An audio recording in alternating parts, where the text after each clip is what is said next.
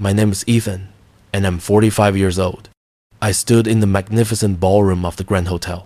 It was the night before my wedding. The rehearsal dinner was in full swing, and everyone was laughing. I was marrying Anya, who is 30 years old. She was beautiful, young, and I was deeply, stupidly in love with her. I felt like the luckiest man in the world. I thought this was the start of a perfect new life. The main wedding gift was the house, a historic property I had spent years renovating. I had put so much of my heart and soul into that old building. It was not just bricks and mortar. It was my dream.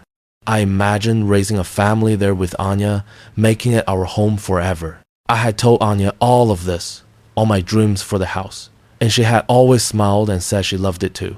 Her whole family was there, laughing and drinking. They seemed happy for us, or at least that is what I told myself. Her brother, Victor, who is 35 years old, was there too. He always treated me like a meal ticket, not a person. He would look at me like I was a way to get money, not like a future brother-in-law.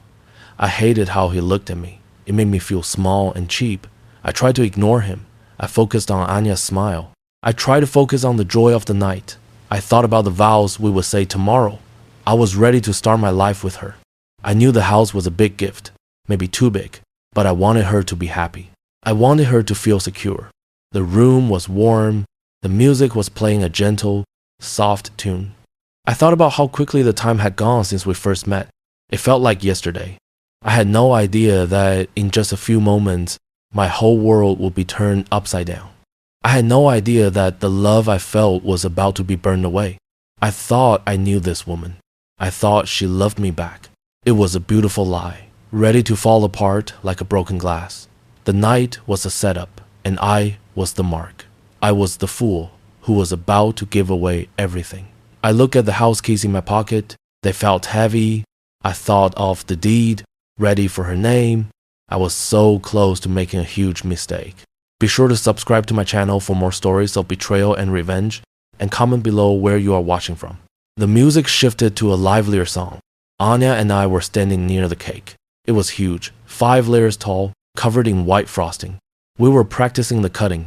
The photographer wanted a picture of us, smiling, with a knife ready. Anya leaned in close to me.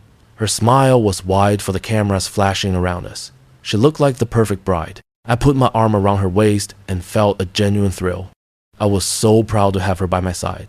Then she whispered in my ear. Her voice was casual, cold, and utterly devastating. It was like a piece of ice touching my skin. It made me stop breathing for a moment. I only want your house. Ethan, she said. It wasn't a joke. It wasn't a sweet bit of wedding stress. It was a sharp, hard fact. My world stopped spinning. I froze completely. I pulled back and looked at her face. The big, beautiful smile was still there for the cameras, but her eyes were empty of love. They were full only of hard, cold calculation. They looked right past me, focused on the prize. The wedding can be canceled tomorrow, honestly, she said, her voice still a low, deadly whisper, only for me. I felt a cold dread crawl up my back. She didn't care about me. She didn't care about the day. She didn't care about the promises. But the deed to that house is the main price. She finished. Everything else is just furniture. The knife we were holding felt suddenly heavy and dangerous. I felt a strange ringing in my ears. I couldn't move. She was looking right through me. The house was all she ever wanted. I felt a sudden, sharp pain in my chest. It was the moment I realized the truth. The last year of my life had been a complete lie. Every sweet word, every loving look, every touch had been part of a plan. I was just the means to an end. I was the bridge to the house. The shock was deep, but it was not total. The feeling of being a fool was the worst part. I had ignored the warnings. I had been too blind, too in love to see. I had thought my feelings were real, so hers must be real too. It was a childish mistake. I looked around the room. Everyone was smiling at us, looking at the happy couple. They had no idea what had just been said. They had no idea the wedding was already a ruin. Anya pulled back and gave the photographer one more dazzling smile. I stood there, holding a huge lie in my arms. I felt sick, my stomach twisted with the terrible truth. I knew I couldn't let this happen. I knew I had to act now. The game was over. I had lost the love, but I could still save the house. I could still save myself. Her words echoed in my head, cold and clear. I only want your house. The shock was not total. It was more of a horrible confirmation. For the last 6 months, I had been noticing small, sharp things. There were little pieces that didn't fit. I had been foolishly putting it all down to wedding stress. I told myself I was crazy. I told myself I was too old for her and was just being insecure. Now I knew the real reason. I noticed her sudden, intense interest in my estate planning documents. She would ask detailed questions about the legal wording. She seemed to know too much about my will. She had a strange, sudden friendship with my real estate lawyer, Mr. Thompson. She insisted on meeting him for coffee to discuss the house plans. I told myself it was normal, that she was just excited. Now I knew she was plotting. I noticed her sudden insistence on moving the deed transfer up to the day after the wedding. It had been scheduled for a week later, but she pushed and pushed to have it done right away. She had a sudden, urgent need for that piece of paper. I had been so foolishly putting it all down to being a nervous bride. I had been blind. I had been a fool. But I had a failsafe, something I had done because a small, cold voice in my heart wouldn't be silent. 2 weeks ago, I hired a private investigator to look into her life. I didn't want to do it. It felt like a betrayal of my own love. I felt ashamed even making the call. But the small, cold voice kept whispering, check, just check. The results of that investigation were sitting, tucked and folded, in the inner pocket of my suit jacket. They felt like a heavy, comforting weight. I knew what they held. I knew the truth was in that paper. I needed to see it now. I needed to know the details of her lie. I walked away from the cake, mumbling something about needing a drink. Anya looked annoyed. She gave me a tight, fake smile. I went straight for the men's room. I locked the door and pulled out the file. My hands were shaking a little, but my mind was clear. This was the moment of truth. This was where the dream ended and the war began. The private investigator's file confirmed everything I had just heard from her own mouth. It was a cold, detailed list of her betrayals. It was a complete blueprint of the trap she had set for me. Anya was deeply, terribly in debt. She had massive credit card bills and a huge personal loan. The worst of it was that her brother, Victor, had co-signed the biggest of the loans. That explained his constant, hungry looks. He was in this with her. They were a team of parasites, looking for a way out. The house wasn't a home to her. It was not a place for love or for a family. It was a way out of debt. It was a quick, massive cash injection. She planned to sell it the moment the deed was in her name. The private investigator also found dozens of recent, loving text messages between Anya and a wealthy man in another state. The texts were not old. They were from this very week. They were full of sweet words and future plans that did not include me. The text showed her plotting the timing of the divorce. She was telling him she needed to keep Ethan calm until the deed was signed. She was planning to leave me immediately after getting the house. The wedding was purely transactional. It was designed to get the deed before I wised up to her game. It was a legal trick, a fraud played in the ballroom. It was a cold, hard scheme. I felt no sorrow now. The pain was gone, replaced by a sudden, terrifying rush of pure, focused anger. The file gave me all the names, all the dates, all the numbers. It was complete. She had planned to ruin me, to take my home, and to leave me heartbroken and alone. I felt a chill of absolute, focused calm. My heart was not racing. My mind was sharp and clear. I folded the papers and put them back. The fool in love was gone. A cold, determined man stood in his place. I knew I couldn't wait until the wedding day. Waiting even one more day was a risk I couldn't take. The house deed was scheduled to transfer the next morning at the lawyer's office. If I waited, she would have the house. If she had the house, the fight would be long and messy. My revenge needed to be immediate, public, and utterly final. It needed to happen right here, right now, in front of everyone she was trying to fool. I had to expose her to her own family, the very people she was trying to impress with her big, successful marriage. I walked out of the restroom, leaving the cold, sterile air behind. The ballroom was full of noise and light. I saw Anya laughing with her mother. She looked like a complete fraud, a perfect fake. I looked around the room, spotted the band's microphone stand on the small stage in the corner, and felt a rush of cold, terrifying calm. The stage was set, the audience was here. My show was about to begin.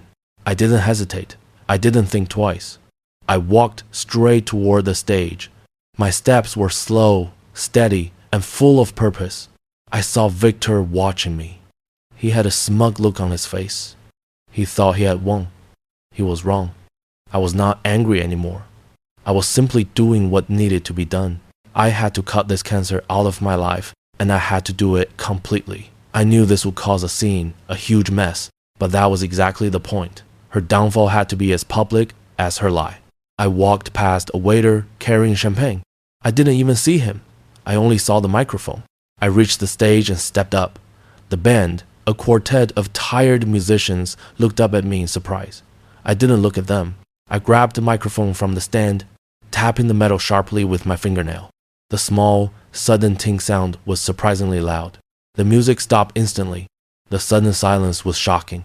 All 150 guests, who had been laughing and talking, stopped and turned to face me. The whole room was staring. I saw Anya at her table. She looked confused, then quickly annoyed. She probably thought I was going to give some long, mushy, drunken speech. She was wrong about that too. "Thank you all for being here for our rehearsal dinner," I said, my voice steady and surprisingly loud in the sudden silence. I could feel every eye on me. The tension in the room was a solid thing. Anya started walking quickly toward the stage. Her face was tight with worry. She knew something was wrong. She knew the control was slipping away from her. "Ethan, put the mic down," she hissed at me.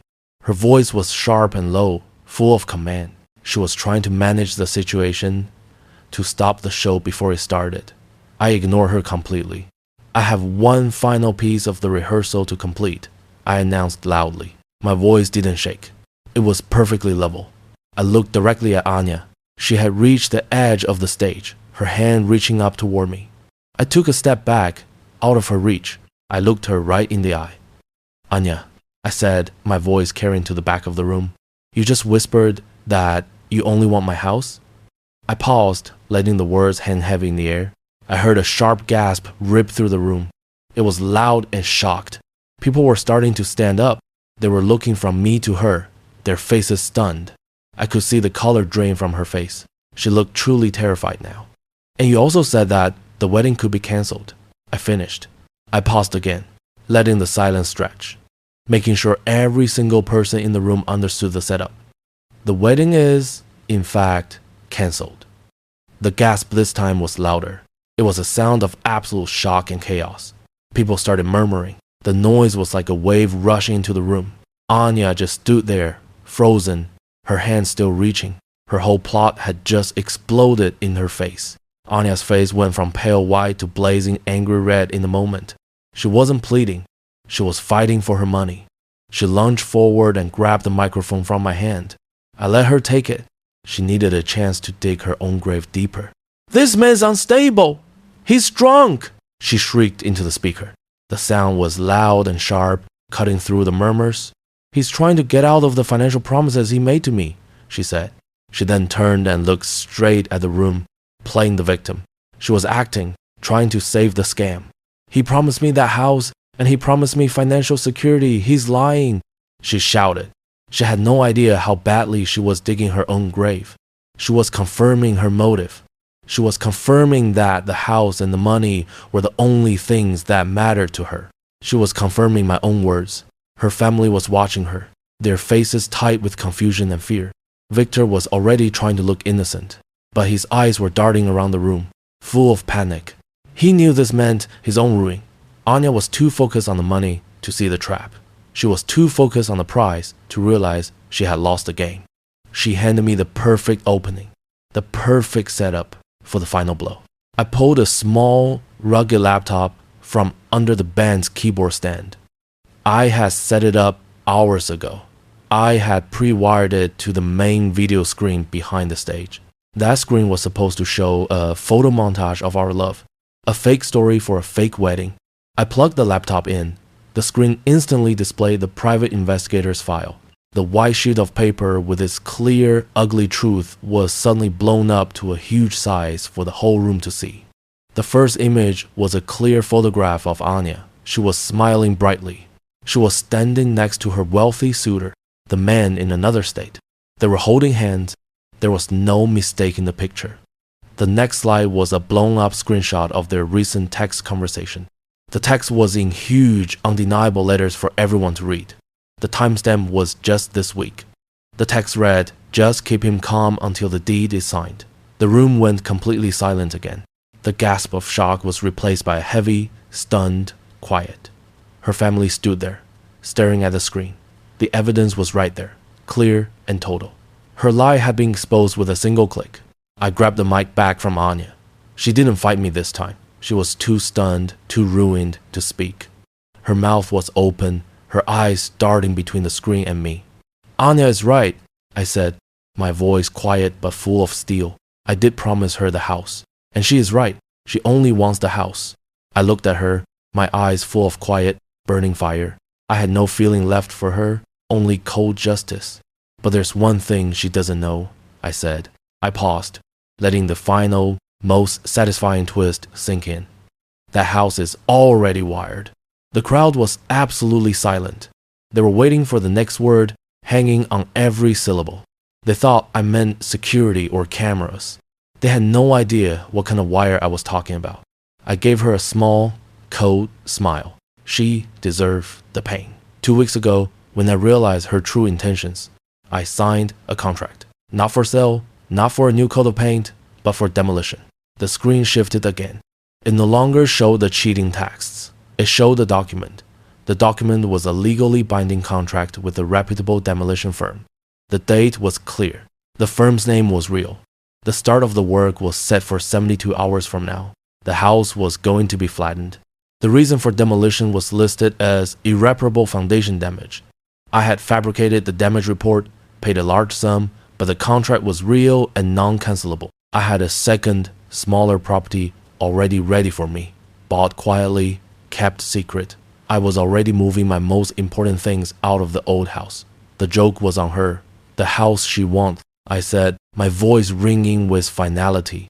The one she stole my happiness for is scheduled to be flattened into rubble. I looked at her completely ruined face. The price she had plotted and betrayed me for was already a pile of dirt and dust. It was worthless. I shifted the screen again, focusing the spotlight of shame onto the other villain. The next slide showed Victor's massive, 6-figure personal loan. The total amount was huge. It was clear and public. It was also co-signed by Anya. The contract showed the loan was about to be called in. Anya's true motive was saving her brother, Victor, who is deeply indebted, I announced. I pointed at the amount on the screen. The money she stole from me, the money she was going to get by selling the house, was going to pay off his loan sharks. Victor exploded. He tried to rush the stage, shouting denials. He was red in the face, completely exposed. But my best man, an ex-military friend I had quietly brought in for this very purpose, calmly stepped in front of him. He was a solid wall of muscle and calm. She traded our life for his debts. I finished. The shame was complete. The wedding is cancelled, but the paperwork is not, I announced. I had planned every step, every legal move. I have already filed for divorce, naming not only her betrayal but her attempt at financial fraud against the house. I held up the final document in my hand. It was not a joke. It was a serious legal paper. "This is a temporary restraining order," I said, my voice clear and cold.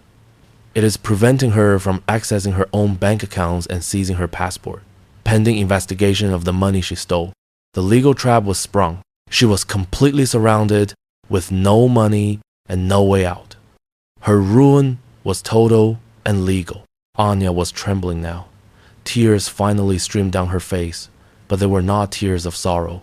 They were tears of pure, distilled rage and utter defeat. The money was gone. The house was gone. The escape was gone.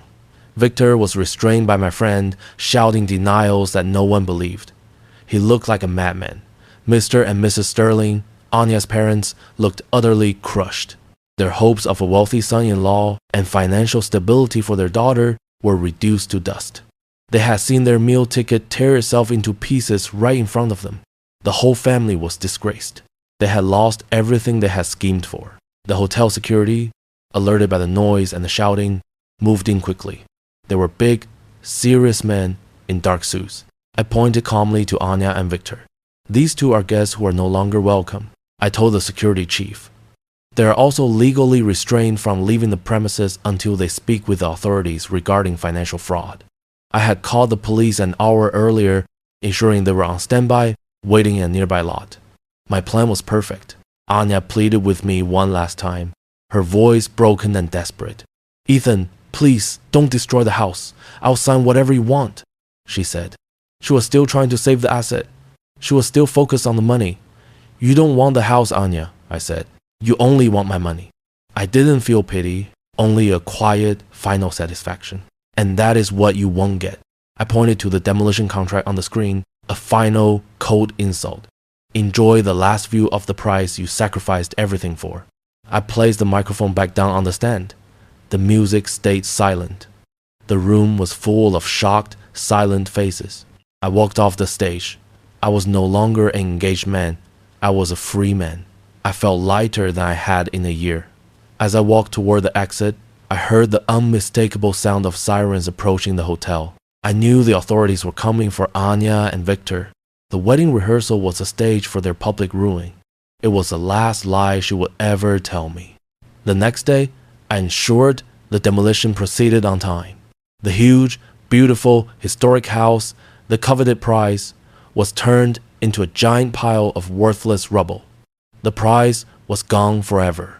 Anya was released later, but she was bankrupt, facing criminal charges for theft and legally prevented from leaving the state. She lost the house, she lost the wedding, and she gained a mountain of debt. She had nothing. Victor's financial state was now public knowledge, printed on a huge screen for his family and friends to see. He was forced to deal with his own loan issues without my money. He lost the safety net of his sister's marriage and gained only her total resentment. The revenge was a total dismantling of their entire scheme. Anya and Victor were left with total ruin, debt, and the bitter knowledge that their greed had backfired catastrophically. The house was gone, the money was safe, and the family was disgraced in front of all their friends. I, Ethan, was single, financially secure, and finally free of the parasitic family. She whispered her greed, but I shouted her downfall, then turned her prize into dust. The sweet revenge was complete.